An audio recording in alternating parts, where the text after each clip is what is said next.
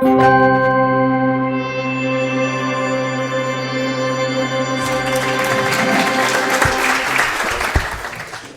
morning, friends.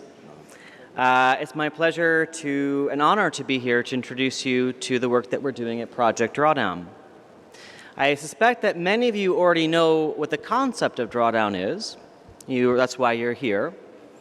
But we at Project Drawdown have extended the definition of drawdown from happening every year, we know this happens every year through photosynthesis, to something a little bit bigger, more comprehensive. We see drawdown as that point in time when atmospheric concentrations of greenhouse gases begin to decline on a year-to-year basis.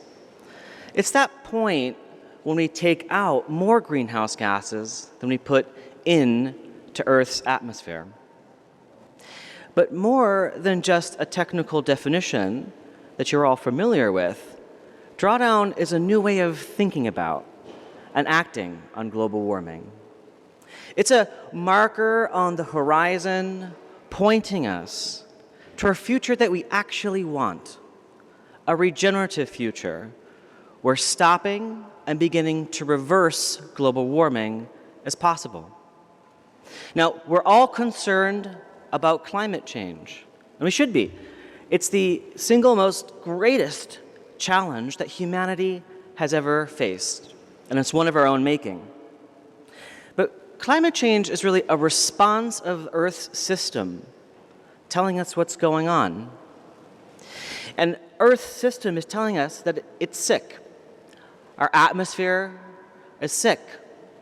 Our terrestrial systems, our oceans, our biodiversity, our human, social, and economic systems.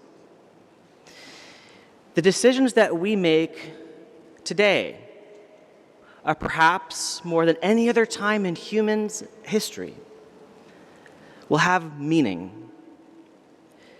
We are experiencing the effects of climate change today.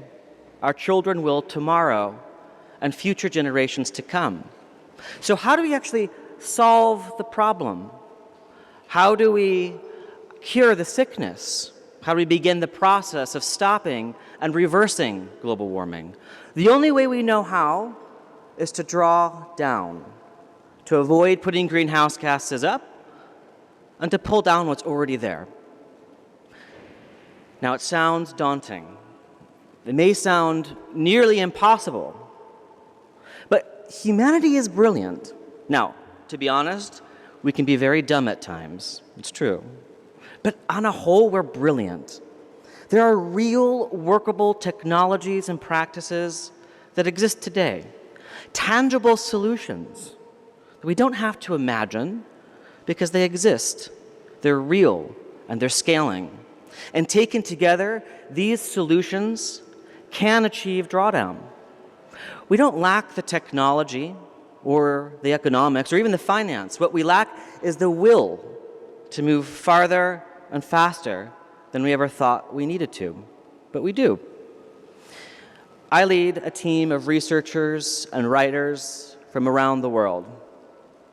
And together, we've mapped, modeled, and described over 100 solutions to stopping and beginning to reverse global warming.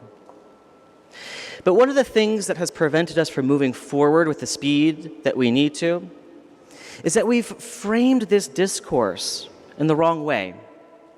For 25 years, we've focused on the problem, on fear, and on conflict.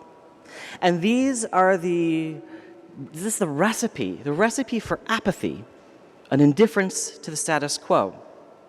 These are tools of oppression designed to maintain business as usual.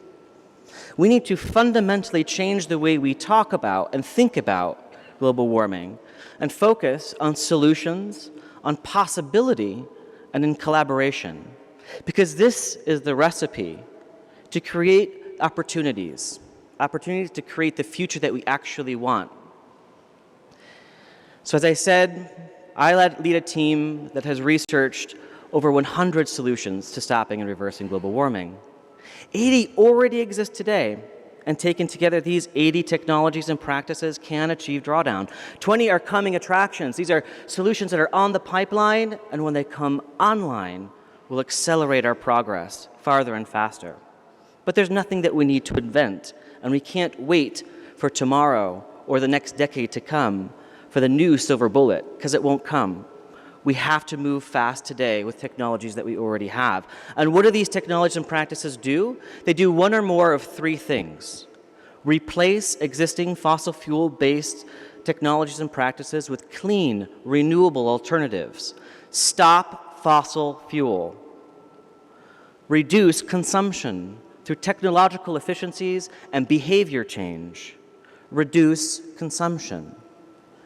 And to restore carbon through a process we all learn about in secondary school, the miracle of photosynthesis.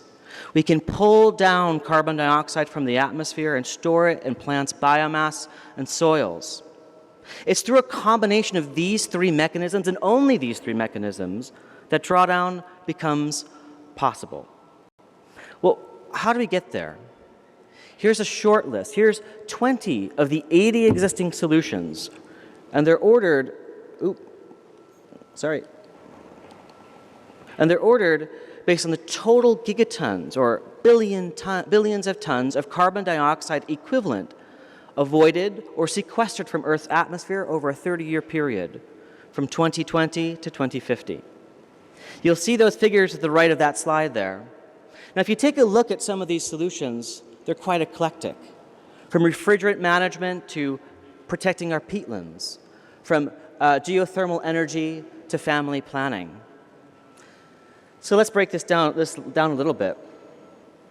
One of the first things that we notice from our research is that when we typically think about climate solutions, the first thing that comes to mind is coal, oil, and gas, right? We think about renewable energy as the most important set of solutions, and they are incredibly important. But only 5 of the most substantive solutions relate to electricity generation. Now, it's not altogether surprising if we think about total global greenhouse gases, only 25% come from electricity generation.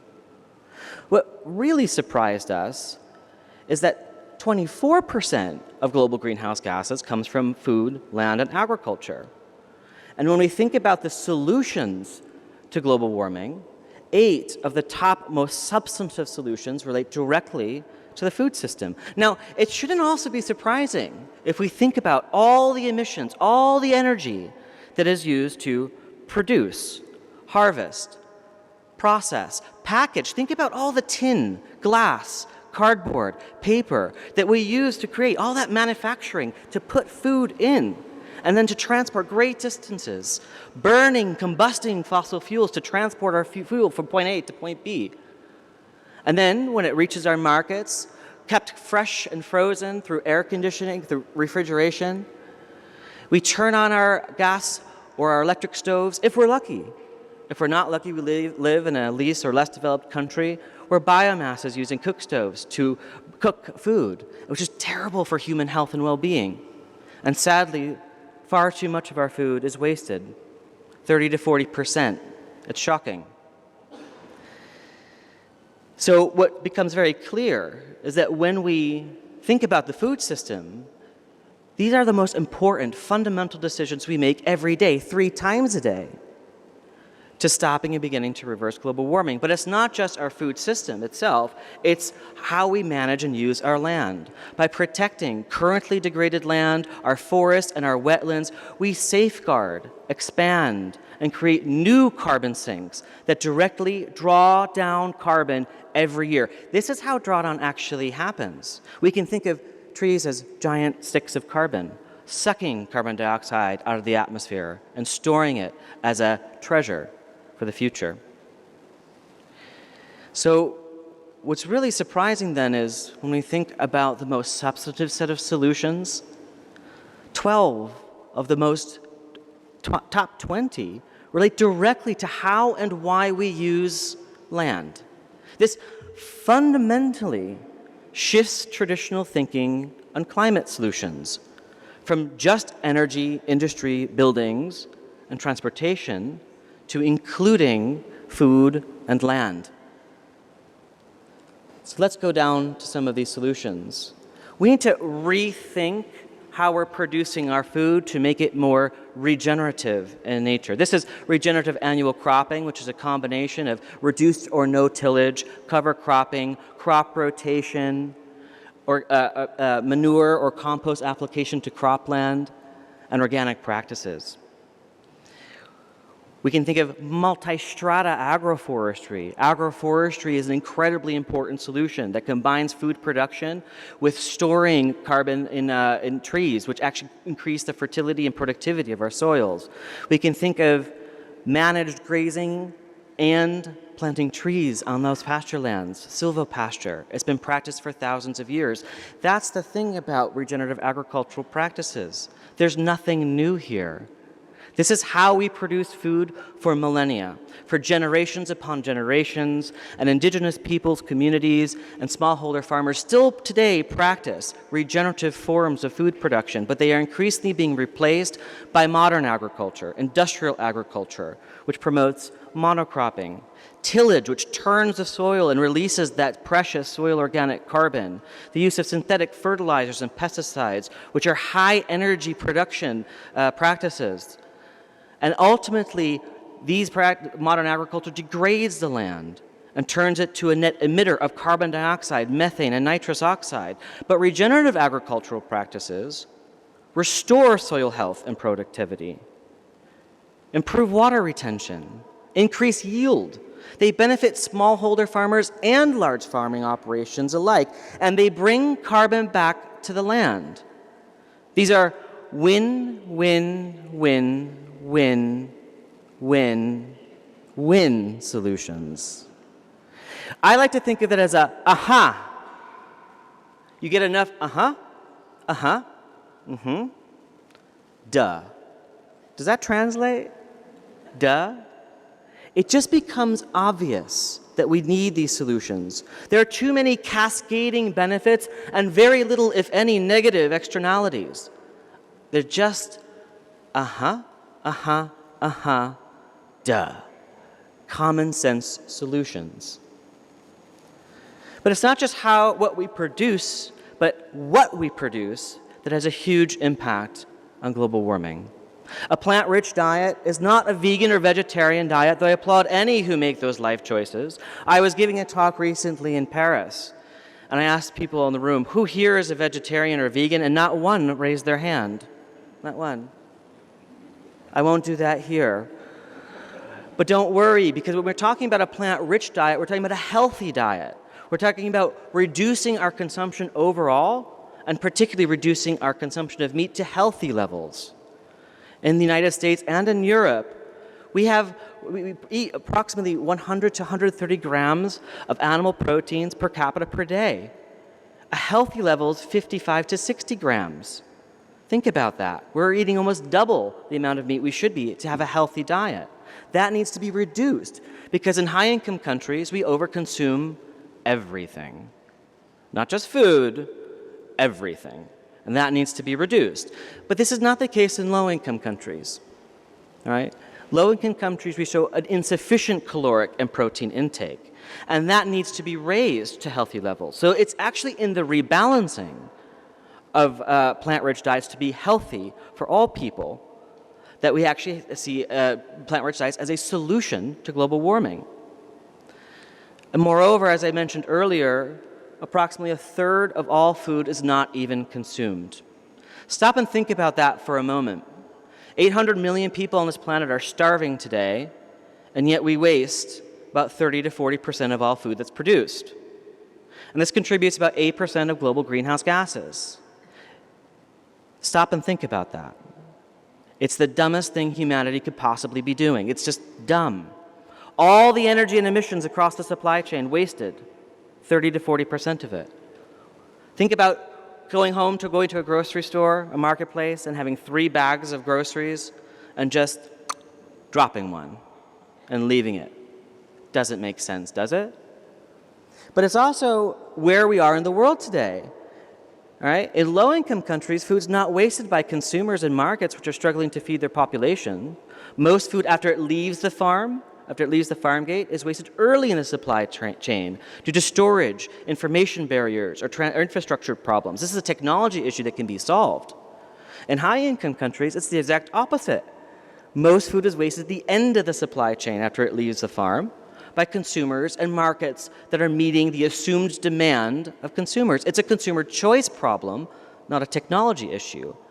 So it's actually in the prevention of food waste from ever entering the landfill and emitting methane as it decomposes that is the solution. Because methane is 86 times more potent a greenhouse gas than carbon dioxide on a 20-year timescale. And that's the timescale we need to be thinking of with the urgency of the planetary emergency that we're in. We can't be thinking about 100 years into the future. We need to be thinking about 20 and 30 years into the future. Okay? But here's the really exciting thing. When we implement all these regenerative agricultural practices in how we produce our food, we adopt a plant-rich diet and reduce our overconsumption of meat and of everything else, and raise that caloric intake for those in need, and we reduce our food waste. Our research shows that we would produce enough food on current farmland to feed the world a healthy, nutrient-rich diet now until 2050 and beyond, without having to cut down any forest. And we would still have extra surplus biomass for bioplastics, for insulation, and for some biofuels. So the solutions to stopping and reversing global warming are the same solutions to food insecurity, malnutrition, and the materials that we use. But we also have to go beyond the food system and think about how we can use forests as a form of sequestration. Forest restoration is a solution of taking currently degraded land, protecting it, and allowing natural regrowth to occur in temperate and in tropical regions. This is how drawdown happens every year through photosynthesis as we restore forests' vitality. We restore biodiversity. We restore ecosystems. We restore life on this planet.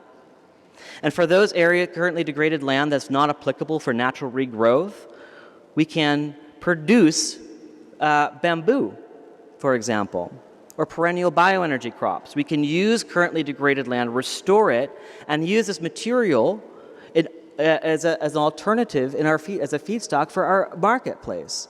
Bamboo makes a wonderful building material for bridges, for homes. You could build bicycles out of it. You could even use its fibers for clothing. It's a magical substance, and it's an amazing sequester of carbon.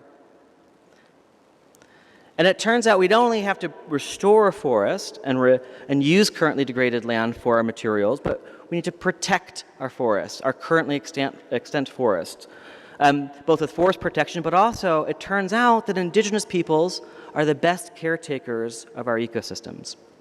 So by providing legal tenure rights to land that is currently being managed by indigenous peoples and that is managed for millennia, we prevent illegal deforestation, encroachment from external parties and entities, protecting and conserving that land, conserving and protecting that carbon sink. But it's not just our terrestrial systems that we think about. We can also restore our degraded kelp forests and our ocean ecosystems, restoring the trophic pyramid, restoring our fisheries, and we have technology that can actually do this. Marine permaculture is a viable solution for the future. We can restore our kelp forests, restore ecosystems. And it turns out we can also farm some interesting things, like Asparagopsis taxiformis. What is this? It's a brown algae that when fed as a livestock supplement to ruminants like cows, research shows can reduce methanogenesis by 40 to 90%. Simple, right? This is the intersection of our terrestrial systems and our ocean systems to produce something, a new feedstock, that can dramatically reduce the methane produced by cattle. These are the solutions we have to be thinking about. So, the question I ask you, is drawdown possible? Yes? It's true. It is possible. Here's that list of solutions again. Drawdown is possible in our most conservative scenario by 2070. But who thinks that we can wait that long? Can we wait to the end of the century for this? No. We need to move farther and faster. And so we when we move farther and faster, the order changes. We can achieve it by 2050 if we're ambitious. If we're even more ambitious, we can achieve it by 2040.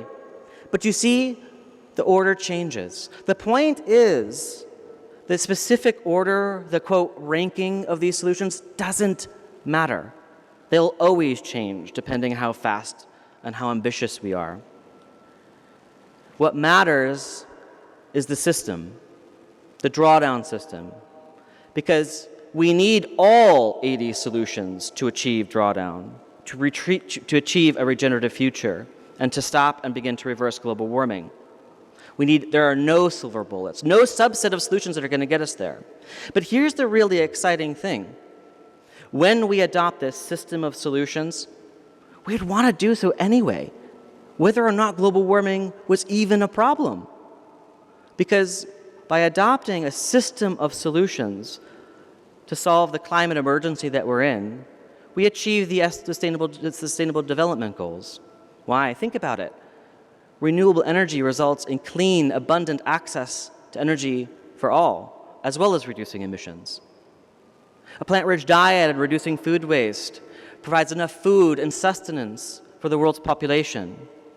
Regenerative agriculture, tropical tree staple crops, multi-strata agroforestry, silvopasture pulls carbon back to the land, but restores soil health and productivity and benefits farmers. Family planning and universal education is a human right. It addresses gender disparity. It improves economic development, and it's about justice. It's not even about climate. By protecting our ecosystems, we also protect biodiversity and all life on this planet. Its tangible benefits to all species is beyond calculation. And guess what? For those of you who are profit-oriented, I'm not. I've actually only worked for nonprofits my whole life, but I know many of you are.